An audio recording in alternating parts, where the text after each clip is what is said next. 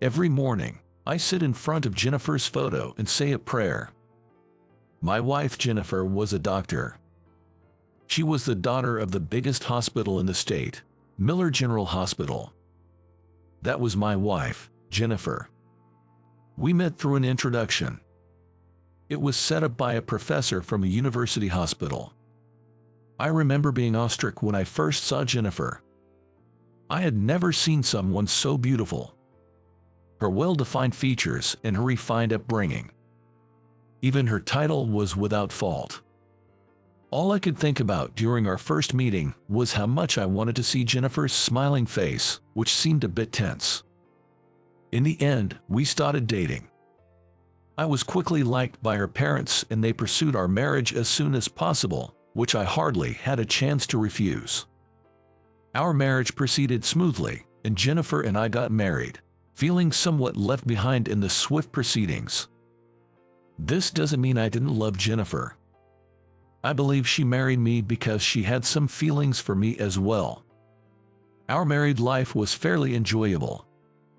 We were both busy with our jobs as doctors, and it was hard to find time just for the two of us, but being in the same profession allowed us to empathize with each other. I truly believed our busy yet peaceful life would continue. Jennifer, who was supposed to be taking a nap at the hospital, passed away in her sleep in the fall of our second year of marriage. I was dumbfounded by the sudden loss. Heart failure due to overwork. That was the diagnosis. It's been 2 years since then. I still live in the apartment where Jennifer and I used to live together. I also work at Miller General Hospital. The only change in my life is Jennifer's absence. This change is slowly gnawing away at my heart. Despite this, I keep living each day as if nothing has changed. Then one day, I was called to her parents' home. Jennifer's family, the Millers, have been a line of doctors for generations, and originally, it was supposed to be Daniel, the eldest son, who would take over the hospital. However, Daniel ended his own life.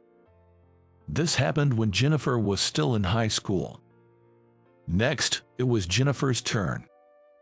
Being a direct descendant, Jennifer was to become a doctor and take over the hospital, or marry a doctor who would take over. I remember crying when Jennifer told me this story. It was so heart-wrenching. The thought of how much pressure she must have carried through her life is chilling. Just imagining it sends shivers down my spine. Jennifer forced a smile and said, "It's not as bad as you think." I had never seen such a sad smile before. I had sworn to myself that I would protect Jennifer at all costs. But Jennifer is no longer here. Probably tonight, her parents will ask me to pretend the succession talks never happened. Jennifer has a younger sister. It would be best if Samantha, the second daughter, marries a doctor. That's what I've been thinking ever since Jennifer passed away. I believe her parents feel the same way. Excuse me, what do you mean? In the grand reception room of the mansion, I found myself letting out a foolish sound in front of my in-laws. "We want you to remarry with Samantha, our second daughter." My father-in-law, James, the current director of the hospital, said these serious words to me. To me, these words were unbelievable. Glancing quickly at my mother-in-law, Kate, I saw that she, too, was looking at me with the same serious expression as James. This was no joke. Samantha herself was not present in the room. Did she agree to this? Even if she had agreed, why me? My head was swirling with various thoughts, and I started to feel a bit sick. This isn't a bad deal for you, right? We really want you to take over the hospital. It's a family-run hospital. I had heard rumors about the disputes over succession, but I never expected them to resort to such measures. I'm fine just working at the hospital. Taking over, that's not really for me. I tried to gently refuse, but James firmly grasped my hand across the table.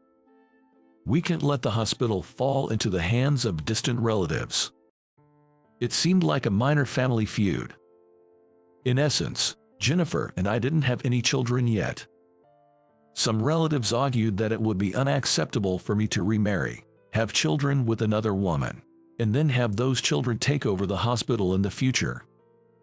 Before such a scenario could unfold, they demanded I be removed from the hospital to secure the position of the next director for their own son. If you marry Samantha, all that noise will disappear. I've always thought of being a doctor as my true calling. Miller General Hospital, with its excellent facilities, is the perfect workplace for me. If possible, I want to continue working here without being ousted. But even if you approach me with such a proposal, what does Samantha say? Trying to free myself from James's grip as casually as possible, I drank some coffee to calm myself down. Both of them were looking at me with hopeful eyes. If Samantha agrees, you're okay with it, right? James, taking my words as consent, smiled happily. It was the same smile he had when he insisted on marriage with Jennifer, and I felt a chill down my spine. That's not what I mean. My words seemed to fall on deaf ears. I remember Jennifer also used to be frustrated with her father's stubbornness. Anyway, we'll arrange a meeting with Samantha, so keep tomorrow night free. Everything was moving at a breakneck pace. Stopping James now seemed impossible. All right, but please, make just one promise. Please respect Samantha's wishes. I made eye contact with each of my in-laws as I spoke. They said of course, but I didn't trust them. As I left their house, I knew I had to come up with some plan. The next morning at the hospital, James, in high spirits, told me he had managed to contact Samantha. I was invited to dinner that evening at a fancy restaurant favored by James. Unable to refuse, I accepted. It would be the first time in a long while that I'd see Samantha. Since our wedding day, we had hardly met. Whether it was for Christmas or New Year's, she never seemed to visit her parents' home. She mostly ignored calls from Jennifer, keeping her distance from her family. I was surprised not only that contact with Samantha had been made but also that she had agreed to attend the dinner. In any case, everything depended on Samantha's decision. I was confident she would refuse. I was sure of it. Thinking about being treated to a delicious dinner at a high-end restaurant lightens my mood a bit. For a moment, the image of Samantha frowning and glaring at her parents flashed through my mind. Normally, I never leave work on time due to overtime. But tonight, it must have been arranged by James, the hospital director. Everything went smoothly. After going home once to change into a suit, I spoke to Jennifer's photo before leaving. I'm going to meet Samantha. Jennifer's smiling face in the photo seemed to cloud over slightly, but maybe that was just my imagination. I'll be back soon. I found myself speaking to Jennifer, who was no longer there. Upon arriving at the high-end restaurant, my in-laws were already there, greeting me with wide smiles. It's a miracle we got in touch with Samantha, and she even agreed to meet you. I think she's not entirely opposed to the idea. Wait, you mentioned the remarriage to Samantha. I was taken aback, having assumed the subject of remarriage would be broached only after I had met Samantha face to face. Jess, we've discussed your remarriage with her. Her willingness to show up tonight must mean she's considering it. It's the position of the next hospital director's wife, after all. James laughed heartily at that. It was hard to believe that the prospect of becoming the next hospital director's wife could sway Samantha's heart. An uneasy feeling started to set in. As I was contemplating this, the staff at the high-end restaurant announced Samantha's arrival. At that moment, a palpable tension filled the private room. The door opened smoothly, and Samantha walked in. Good evening. It's been a while. Her skin was as pale as Jennifer's, but there was something unhealthy about it. It seemed like the color of skin that hadn't been exposed to sunlight much. Her slender jaw and sharp eyes were nothing like Jennifer's. I remembered Jennifer telling me that Samantha and their deceased older brother looked very much alike. Kate, who had been in high spirits until just a moment ago, seemed somewhat distant towards her daughter, whom she hadn't seen in a while. Even my usually cheerful James seemed tense, his smile gone. "It's been a while since the wedding, hasn't it? Good to see you again." I apologize for not attending Jennifer's funeral. I was unwell. Samantha hadn't attended Jennifer's funeral. I had thought their sibling relationship was poor, but hearing she was unwell was new to me. "How are you feeling now?" "I'm much better now, thank you for asking." Samantha smiled faintly, but her eyes were not smiling at all. It didn't seem like she was here to agree to remarry me. "Samantha, about the remarriage we discussed over the phone. It's not a bad deal, right? If you and Michael get together, you could take over the hospital." Seeing Samantha's faint smile, James seemed a bit relieved. He began to talk enthusiastically. Once he started presenting the benefits of remarrying me, he couldn't stop. Samantha silently listened to him.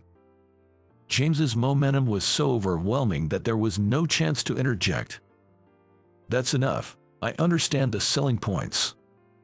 She cut off James at just the right moment. "I hardly know Michael. Even if I were to marry, we would need time to understand each other." Hearing Samantha's words, I couldn't believe my ears. Her tone suggested she was seriously considering marrying me. In stark contrast to my astonishment, James wore a broad smile, confident of his victory. "Of course, why not live together for a while? That's the best way to get to know each other."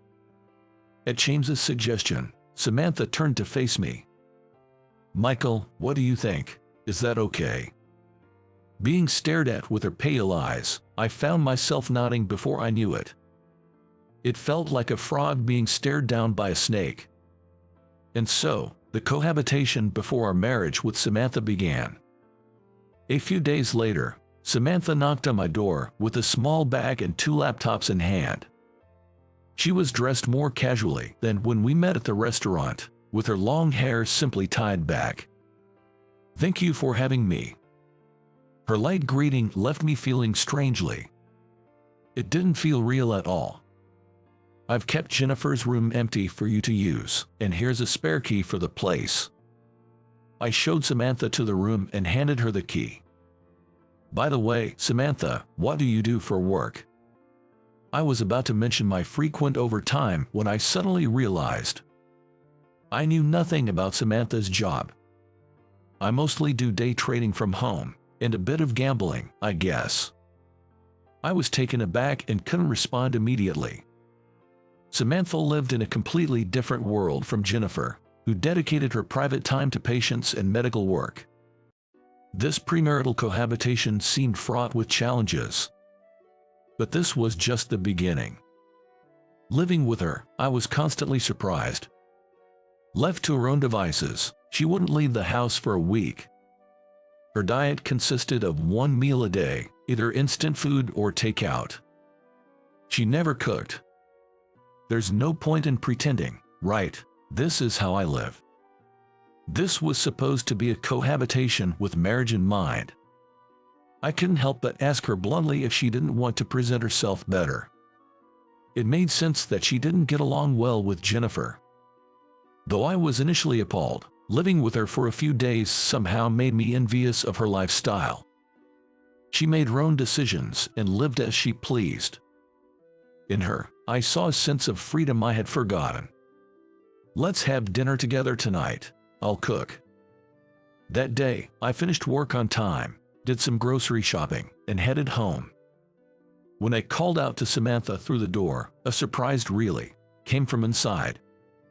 Our cohabitation was meant for us to get to know each other, but we seldom had time together. For some reason, I wanted her to taste my cooking. Cooking has been my hobby since I was single. On days off, I used to prepare elaborate courses for Jennifer. I loved losing myself in cooking, forgetting about work. Tonight, I planned a little course meal. As I was preparing the appetizer, soup, and salad, Samantha peeked into the kitchen. "Michael, I didn't know you cooked. I thought work was all you ever thought about." She stood beside me, watching my cooking with a curious fascination. "Since you're watching, want to help?" "That's a different matter." Samantha smoothly dodged my request and laughed. We started talking bit by bit. Samantha said she never cooks. She usually relies on takeout or instant meals. If she craves something specific, she goes out to eat. She hates washing dishes and is not good at cleaning, making her a less than ideal bride, she joked. Come to think of it, Jennifer also struggled with household chores at the beginning of our marriage. Samantha's words made me reminisce about the early days with Jennifer. Initially, Jennifer couldn't manage household chores. She didn't even know how to use a washing machine. I found Jennifer irresistibly adorable when she blushed and said, "I only focused on my studies." It's best when each person does what they're good at. I believe we were truly a great couple. Of course, that makes sense. They never let Jennifer do anything other than study. By they, Samantha was referring to my in-laws.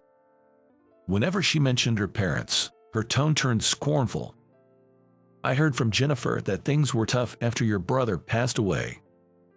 Hearing this, Samantha suddenly looked up from her cooking, a surprised shift in her gaze towards me. Her face bore a complex expression I had never seen before. I heard she was suddenly switched to medical school.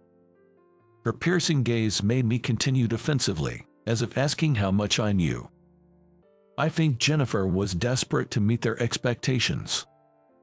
Perhaps reminiscing about Jennifer, she spoke with a distant look in her eyes. Then she left the kitchen. She probably didn't want to continue this conversation any further.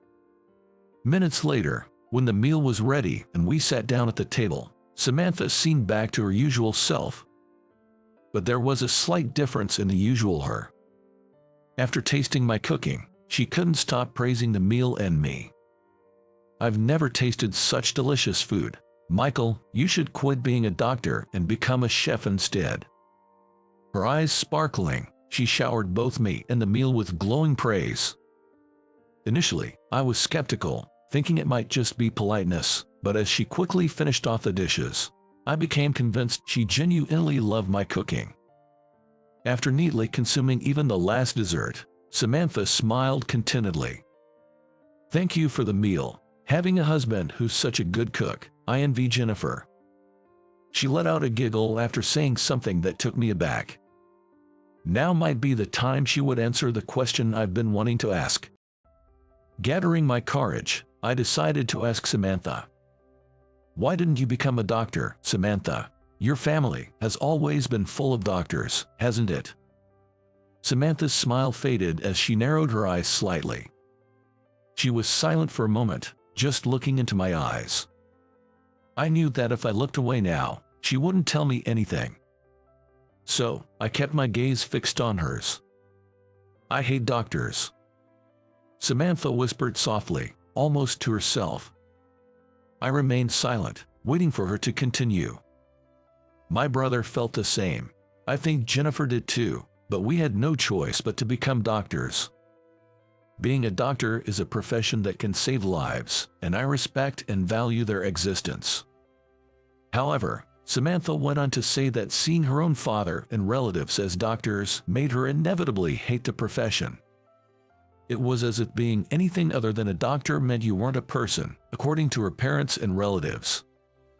My brother and I were years apart in age. One day, he took me gambling, probably right after he received his first paycheck as a doctor. That day, her brother had lost terribly at first. But in the afternoon, with advice from Samantha, he managed to win back everything he had lost. That's when he said to me, "You have a talent for this, not medicine." Samantha was curious why her brother gambled with his first paycheck and asked him. He shyly replied, "I wanted to try something I've always wanted to do." Then he earnestly told Samantha, "Live your own life, not someone else's." That was the first time I felt like I really understood my brother's heart. He never wanted to be a doctor. The expectation to carry on the hospital's legacy was a burden to him. It didn't take long for the stress from others' expectations and jealousy to overwhelm her brother, who was more sensitive than most. When he passed away, people mourned the loss of Air more than the loss of my brother himself. She must have been reminiscing about those times. Anger flickered in Samantha's eyes. I remembered hearing from Jennifer that when her brother died, Samantha was the last one to leave his coffin, crying inconsolably. She had a bond with her brother that Jennifer never had.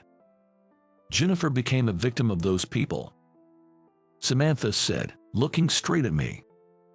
I'm sure Jennifer met your parents' expectations, but I believe she was happy after she got married. Yet, stress and overwork led to this. I wonder if life with me was a burden for Jennifer. Heart failure due to stress and overwork. That's what the death certificate stated. I think I wasn't able to heal Jennifer. And I regret that. Wait, Michael, you're misunderstanding something. I think Jennifer was happy to be married to you. After all, she often contacted me, someone she didn't get along with, to brag about you and gush about her married life. Samantha's words took me by surprise. I had no idea she boasted about me. It was those people who pushed Jennifer to the brink. Once again, Samantha referred to them with disdain, saying those people. She then shared a truth unknown to me. It seems Jennifer was constantly pressured by her parents, asking her when will we have a grandchild, as if on a daily basis. They urged her to have a child quickly, so someone not of the Miller bloodline would spend less time at the helm of the hospital. They even went so far as to say that divorce was acceptable, or rather, encouraged, once she had a child. Samantha mentioned that Jennifer had confided this to her. Their display of a strained sisterly relationship was apparently a facade to deceive their parents. Samantha revealed she lived apart as a refuge for Jennifer in times of need. I can't believe they would go to such lengths. How selfish. I felt a growing disdain for James, the director. What did he think of his own daughter? Michael, run away quickly. Escape before you become their prey. Samantha pleaded with me. Jennifer had one request for me, she continued. If anything happened to her, she wanted me to protect you in her stead. This was her way of repaying me for becoming a doctor and serving as Samantha's shield, as her parents wished. I was protected by Jennifer, so now I will protect the person Jennifer cherished. Samantha asserted with determination, and in her eyes, I saw a reflection of Jennifer. Thank you for telling me the truth. Gratitude naturally spilled from my lips. Hearing my words, Samantha's face softened with relief. Days later, I submitted my resignation at the hospital. When Samantha and I entered the director's office together, James probably expected good news. He couldn't have imagined I would turn down the position of the next director. His disbelief was evident when we told him of my refusal to remarry Samantha and my decision to leave the hospital. He was literally breathless.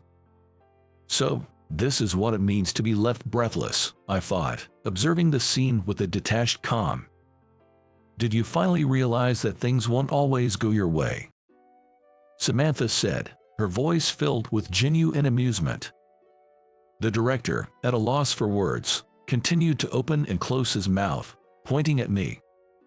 He looked like a carp gasping for air in a polluted pond, a sight that evoked a sense of pity. I married Jennifer because I loved her, not because I loved this hospital or the Miller family. To hell with the position of the next director. At my words, Samantha burst into laughter, holding her stomach, while the director turned red-faced, looking as if he might faint. Let's go, Michael. As I hesitated, wondering if I should call a nurse for about to faint James, Samantha firmly grabbed my hand. She pulled me towards the exit of the director's office. You'll regret this. I'll never forgive you. Hearing the director's cries like the howl of a defeated dog behind us, I ran down the hospital corridors with Samantha. Passing by the head nurse, I managed to say, "Please check on the director," without stopping. This exhilarating feeling was a first in my life. bringing uncontrollable laughter from deep within. The moment we stepped outside the hospital, an unbelievably blue sky greeted us. It felt like a moment of liberation from all entanglements. "Michael, I have another request." Still facing forward while running ahead, she spoke in a loud voice, our hands clasped together. "What is it?" "Another request," I asked back loudly, caught up in the moment. "Would you enjoy a free life with me? I want to eat your cooking forever." Samantha shouted this as if proclaiming it to the sky.